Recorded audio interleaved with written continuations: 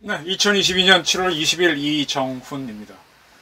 대우조선 문제를 놓고 민노총 측이 집결하고 있고, 또 연대투쟁하기 위해서 민변 등 여러 단체들이 움직이고 있습니다. 또 박홍근 민주당 원내대표는 육상시를 거론했던가요? 10상시가 아니라 육상시를 거론하면서 탄핵도 슬쩍 걸리면서 지지율이 떨어진 윤석열 대통령을 위협하고 있습니다. 윤석열 대통령 지지율이 20%까지 떨어지면, 20%대가 떨어지면 공무원들이 정권 붕괴를 예상하고 대통령 지시를 안 들을 수 있다라는 보도도 나왔습니다. 실제로 박근혜 대통령은 최순실 게이트가 시끄러워졌을 때 지지율이 많이 떨어졌었죠. 그때 제가 기억나는 건데 대구를 기억합니다. 지방 순시를 갔는데 공무원들이 대통령 행사에 오지도 않더만요. 참 진짜 세상 인심 무섭습니다.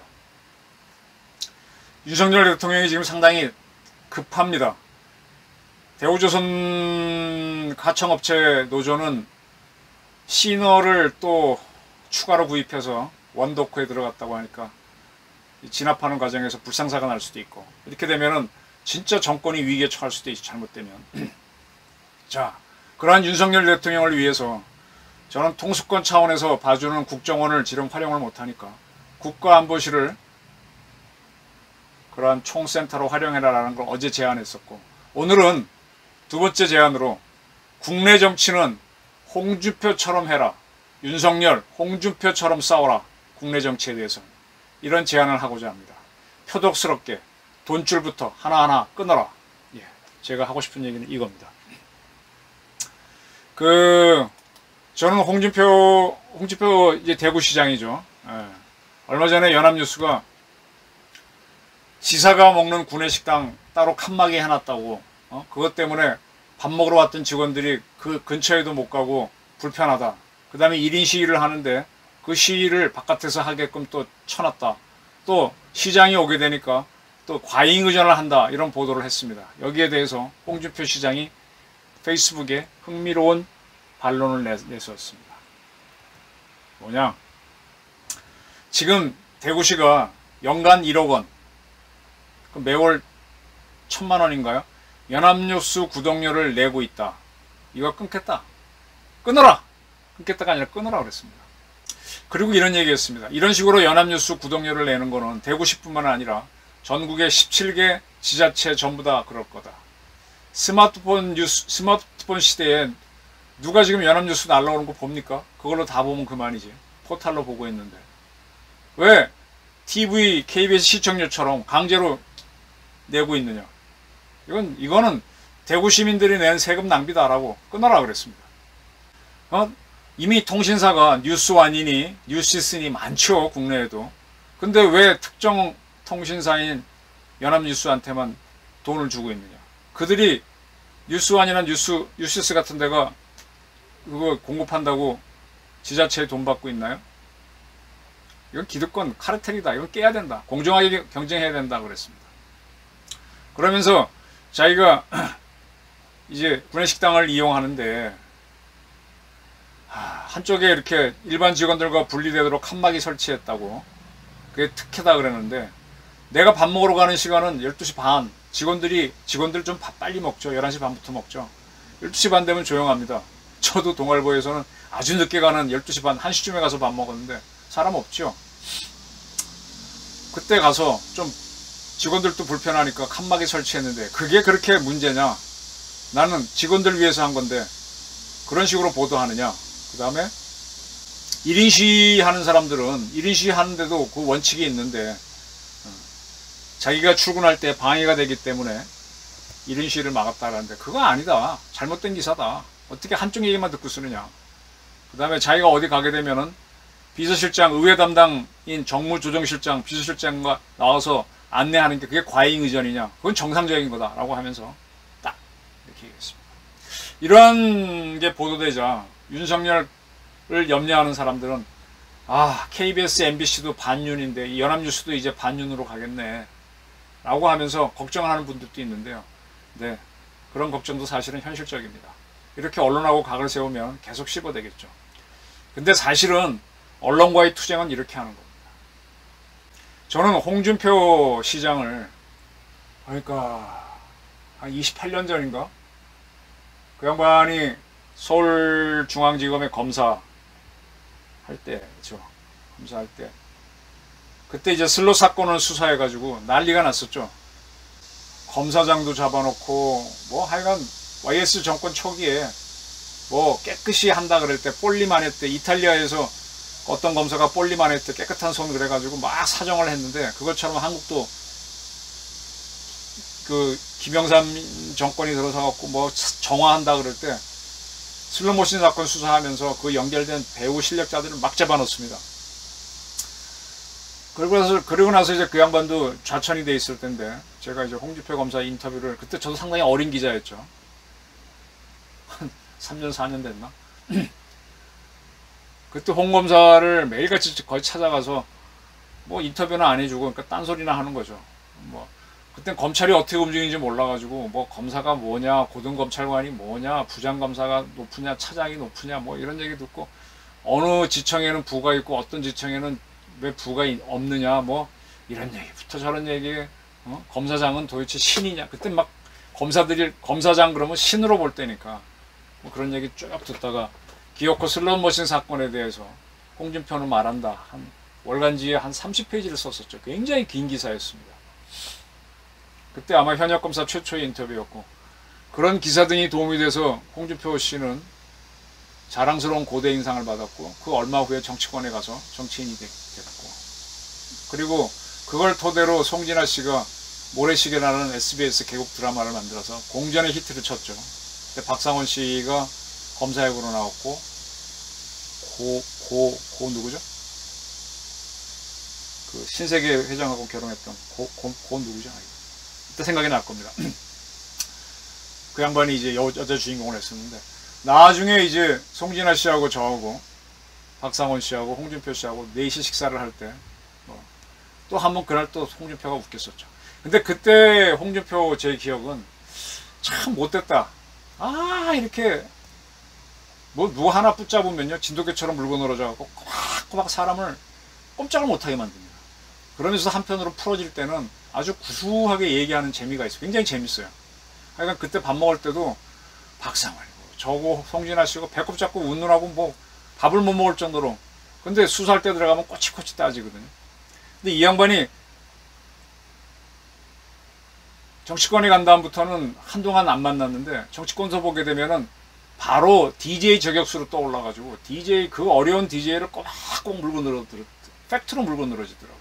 기자보다도 더 팩트 파인딩을 잘해요. 그때 정영근 의원하고 홍준표 의원이 아주 DJ 저격수를 하면서 정치인으로 떠올랐는데, 이번에 대선을 앞두고 국힘당에서 경선을 할 때 홍준표, 윤석열 대결이 컸었죠. 그때 제가 홍준표 의원을 오랜만에 만나서 이 인터뷰하다가 나오면서, 당신 이번 국힘당 후보 못 돼. 되면 내가 장을 지지하고 제가 그러고 나왔습니다. 왜냐?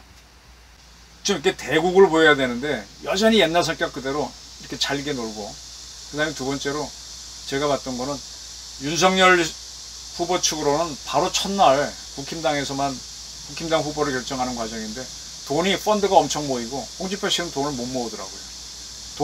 돈이 없으니까 안 쓰고 부인이 관리하게 하더라고. 돈이 모이면 사람이 이기죠.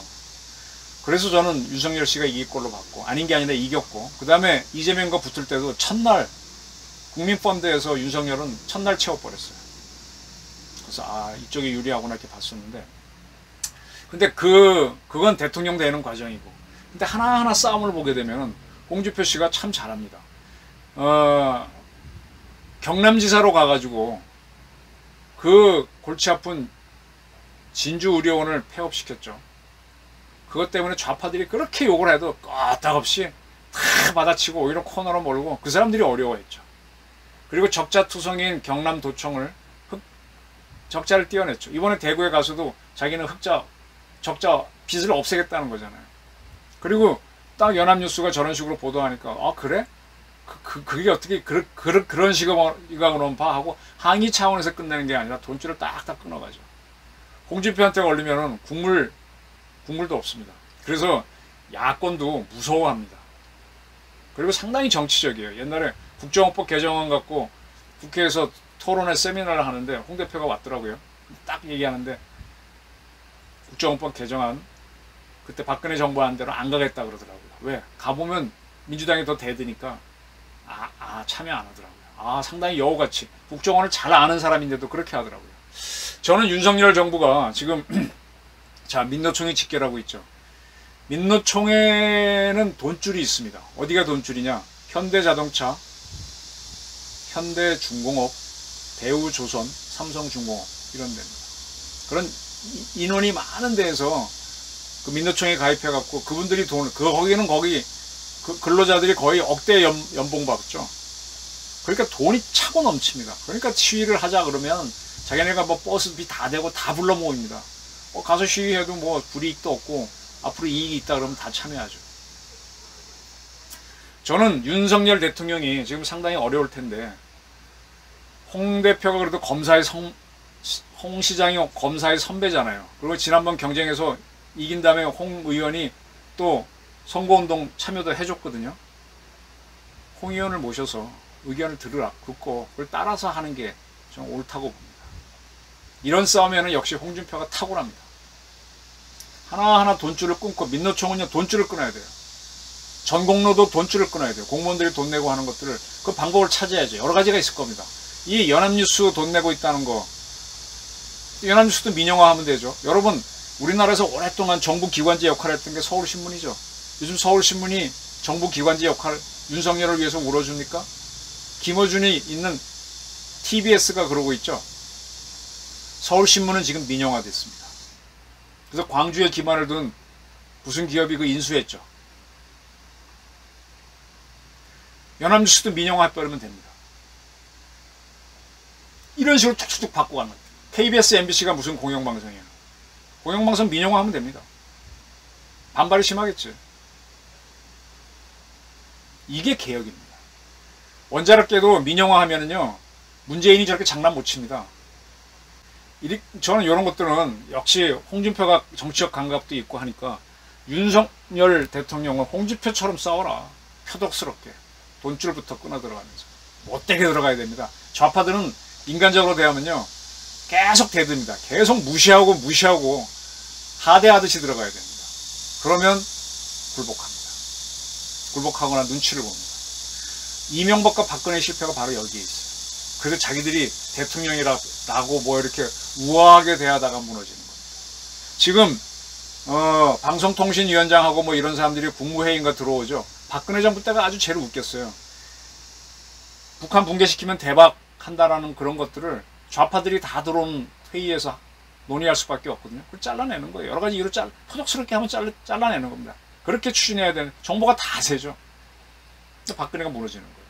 지금도 윤석열 정부 정보들이 많이 새고 있거든요. 뭐 청와대 구급공무원 채용한 것까지 시비를 걸 정도로 새고 있는데 다 하나 끊어가면서 거기에 대해서 다 하나 1대1로 다 대응하고 들어가야 돼요. 그러다 그렇게 해서 차단하고 못되게 하면요 국민들이 딱 보면서 제대로 싸우네 그러면 지지율이 20%에서 30% 40% 올라가면서 그리고 이겨야 됩니다. 무조건. 윤석열 대통령 홍준표 검사 선배 한번 모셔서 이야기를 듣고 많이 참고하십시오. 많이 참고하십시오. 아마 표독스럽게 얘기할 겁니다. 그리고 과거 DJ와 싸웠던 정영근 전 의원이라든지 있습니다. 지금 윤석열 대통령이 주로 뭐 얘기 듣는 사람들이 일정한 패턴이 있더라고요. 옛날 한의원 씨, 누구야? 한의원 씨가 아니라 YSD 경제수석 했던 사람들 뭐 편중되게 듣고 있던데 싸움꾼들 얘기를 들어야 됩니다. 좌파를 작살낸 정치인들을 운동권들을 만나서 어떻게 싸우는지를 배우셔야 돼요. 그리고 지난번에 지금 노동부 장관을 뭐 저쪽에 보내가지고 거제도 보내서 어떻게 막아라 그러는데 노동부 장관이 50여 시간 노동시간 얘기했을 때 윤 대통령은 그건 뭐 아니다라고 딱 잡아댔잖아요. 이런 식으로 얘기해놓고 나서 요즘 와서는 장관들 움직여라 스타 장관이 나와라 그러는데 그러면 안 되죠. 장관들이 무슨 얘기를 해도 인정을 해줘야죠. 그리고 장관들이 뛰게끔 만들어야죠.